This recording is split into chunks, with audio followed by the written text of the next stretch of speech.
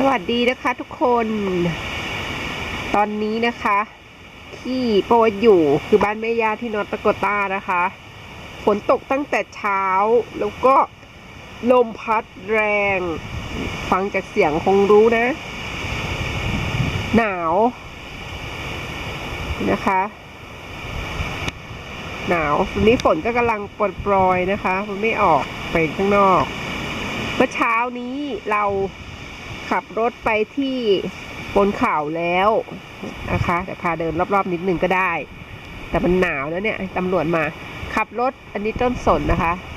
ขับรถไปบนเขาแล้วก็กลับมาแล้วฝนตกระหว่างทาง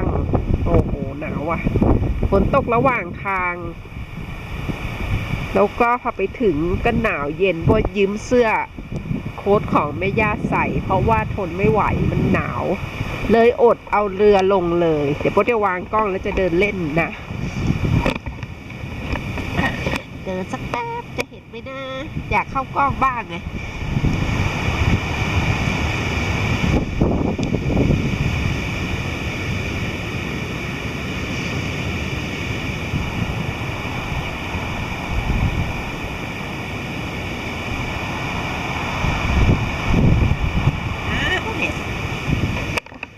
ไปดูด้านหน้าปกติแล้วว่าจะมาตอนหิมะใช่ไหมตรงที่เดินนี่ก็เป็นหิมะฝนลงเม็ดนี่เป็นหน้าบ้านนะคะเมื่อคืนต้องกินยาแก้หวัดกินอัลคาไซเซอร์ตัวชอบเพราะว่ามันกินง่ายมันเป็นเม็ดแล้วก็เอาใส่กับน้ำอุ่นมันก็จะเป็นฟูๆแล้วก็ดื่มได้เลยง่ายเลยนี่เลยแม่ย่าเขาปลูกดอกไม้ไว้สวยเชียวบ้านโบสลิลลี่ยังไม่ได้เห็นเลย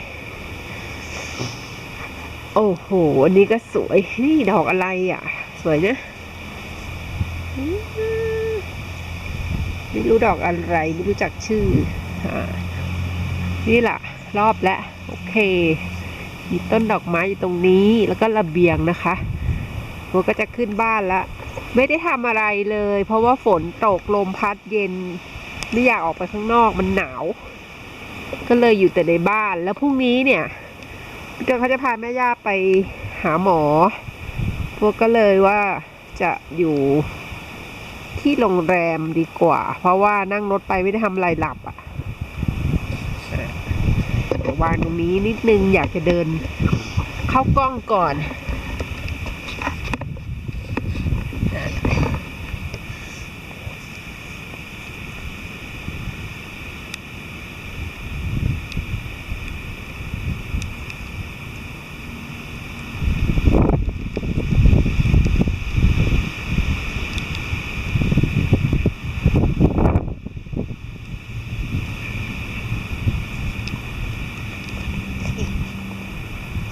เจอหน้ากันอีกทีแล้วกันอ่ะไม่รู้จะเห็นหน้าหรือเปล่านะ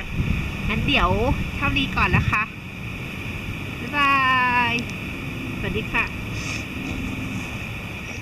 มีใครบางคนกำลังเปลี่ยนแบตเตอรี่เพราะว่าจะขยับรถให้มันชิดฝั่งนู้นอีกนิดนึงแล้วก็จะเอาอีกคันหนึ่งเข้ามาแล้วนี้ก็ทำทางเป็นทางสำหรับรถเข็นของแม่ย่าไงก็เลย